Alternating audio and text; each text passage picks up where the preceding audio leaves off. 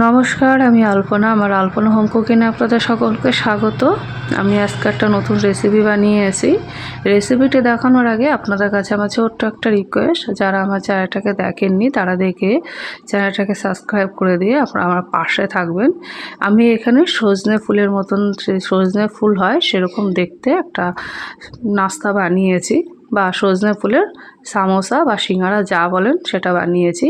এখানে আমি 2 কাপ ময়দা নিয়েছি, হাফ চামচ লবণ নিয়েছি পরিমাণ মতো স্বাদের জন্য, আর নিয়েছি গোটা জিরে আর কালো জিরে হাফ চামচ দিয়ে, এখানে 2 টেবিল চামচ সাদা তেল বা রান্নার তেল দিয়ে দিলাম ময়ামের জন্য।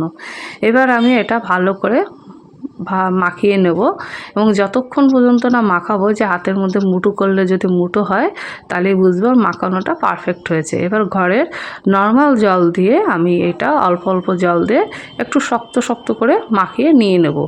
এই যে একটা ডো তৈরি করে নিয়ে নিলাম মাখানোর পর। এবার এটাকে একটা বাটি দিয়ে 10 থেকে 15 মিনিটের জন্য আমি সাইডে রেখে দিলাম। এবার এখানে আমি অফ ক্যামেরা কিছু আলু সিদ্ধ করে নিয়েছিলাম, নিয়ে গ্রেটারের সাহায্যে এইভাবে আমি করে নিচ্ছি, কারণ এটা যদি আমি হাত দিয়ে চটকিয়ে নিই তাহলে ভিতরে দলা দলা থাকবে, সেই জন্য আমি গ্রেটারের সাহায্যে করে নিলাম। এবার অন্যদিকে একটা কড়াইতে 1 টেবিল চামচ রান্নার তেল দিয়ে দিলাম, দিয়ে আমি হিং ফোড়ন দিলাম, আর 1 টুকরো আদা গ্রেট করে দিয়েছি, হাফ চামচ লবণ আর হাফ চামচ হলুদ দিয়ে আমি এখানে কিছু মশলা ব্যবহার করেছি। জিরা ও ধনিয়ার গুঁড়ো হাফ চামচ আর লঙ্কার গুঁড়ো ব্যবহার করেছি ঝালের জন্য। দিয়ে মশলাটা একটু ভেজে নেওয়া হয়ে গেলে এর মধ্যে সেই গ্রেট করা আলুগুলো আমি সব দিয়ে দিলাম। আলুটা এবং মশলাগুলো ভালো করে মিশিয়ে নিয়ে আমি একটু ভালো করে ভেজে নিয়ে নেব। ভাজা হয়ে গেলে আমি একটা প্লেটের মধ্যে তুলে ঠান্ডা করতে সাইডে রেখে দিলাম। এবার আমি এখানে একটা ব্যাটার তৈরি করে নেব। 3 চামচ কর্নফ্লাওয়ার দিয়েছি আর 2 চামচ ঘি দিয়ে ভালো করে এটা মাখিয়ে নিয়ে আমি একটা ব্যাটার তৈরি করে নিয়ে নিলাম। যেইভাবে করে নিলাম, এটা নেওয়ার পর আমি এবার যে ডো তৈরি করেছিলাম সেখান থেকে আমি 4টে লেচি কেটে নিয়ে নিলাম, কারণ আমি নিচে দেবো 2টো আর উপরে আলুর উপরে দেবো 2টো। প্রথম নিচেরটা একটা ময়দা পরোটা বেলে নিয়ে তার মধ্যে আমি সেই ব্যাটারটা লাগিয়ে নিয়ে উপর থেকে একটা এমনি শুকনো ময়দা পরোটা দেবো, দিয়ে আলু দিয়ে উপর থেকে আবার আমি আরেকটা ময়দা আর পরোটা, তার মধ্যে যে ব্যাটারটা দিয়ে আমি আবার একটা শুকনো ব্যাটার শুকনো পরোটা দিয়ে লাগিয়ে উপর থেকে দিয়ে দেবো। দেখুন আমি কীভাবে বানিয়েছি।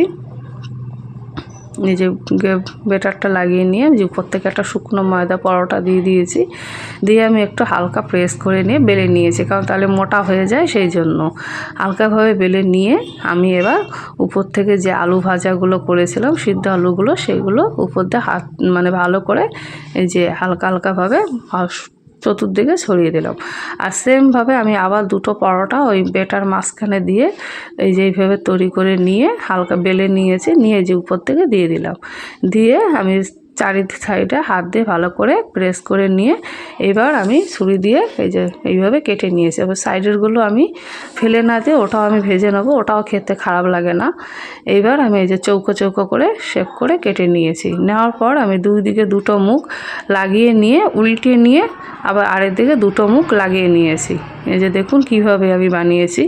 এটা দেখতে অনেকটা সজনের ফুল হয় যেরকম, ওরকম দেখতে হয়েছে। এই যে আমি আবার আরেকটা করে এইভাবে দেখিয়ে দিচ্ছি। আপনারা এইভাবে সেম যেভাবে বানিয়েছি এইভাবে বানিয়ে ঘরে খেয়ে দেখুন, খেতে খুব টেস্টি হয় এবং খুব খাস্তাও মুচমুচে হয়ে থাকে। এটা চায়ের সঙ্গে খেতে খুব মজা লাগে, গরম চায়ের সঙ্গে। এই যে দেখুন আমারটা কত সুন্দর হয়েছে আর দেখতে কত সুন্দর পারফেক্ট হয়েছে। আর এই যে আলুগুলো যে বেরিয়ে এসছে না, এগুলো একটু তেলে ভাজার সময় বেরিয়ে আসবে না। এবার আমি কি করেছি, একটা কড়াইতে একটু বেশি পরিমাণ রান্নার তেল দিয়ে এটা আমি হালকা গরম করে নিয়েছি, বেশি গরম করিনি, তাহলে সঙ্গে সঙ্গে এটা দেওয়ার সঙ্গে সঙ্গে পুড়ে যাবে এবং প্রতিটা লেয়ার আমার ভাজা ভালো হবে না, যেহেতু 4টে লেয়ার আছে তো এই জন্য। এবার আমি সেই মিডিয়াম আঁচেই বা মিডিয়াম আঁচের থেকে একদম লো আঁচে করে আমি এই যে লাল লাল করে ভেজে নিয়ে নিলাম। আর দেখুন আলুগুলো আমার একটাও কড়াইয়ের মধ্যে বেরিয়ে আসেনি। আলুগুলো খুব সুন্দর ভাজা হয়ে সুন্দর কালার এসছে, ব্রাউন কালারের। এবার আমি হালকা ব্রাউন কালার হয়ে গেলে এবার আমি এই খাস্তাটা নামিয়ে নিলাম। বাদবাকিগুলো দিয়ে আমি এটাও এইভাবে সেম প্রসেসে ভেজে নিয়ে নেব। তো বন্ধুরা, কেমন হয়েছে রেসিপিটা আমাকে কমেন্ট করে অবশ্যই জানাবেন, এবং আপনারা প্রত্যেকে সুস্থ ভালো থাকবেন। ও যতক্ষণ না পর্যন্ত আমি আরেকটা রেসিপি দিই ততক্ষণ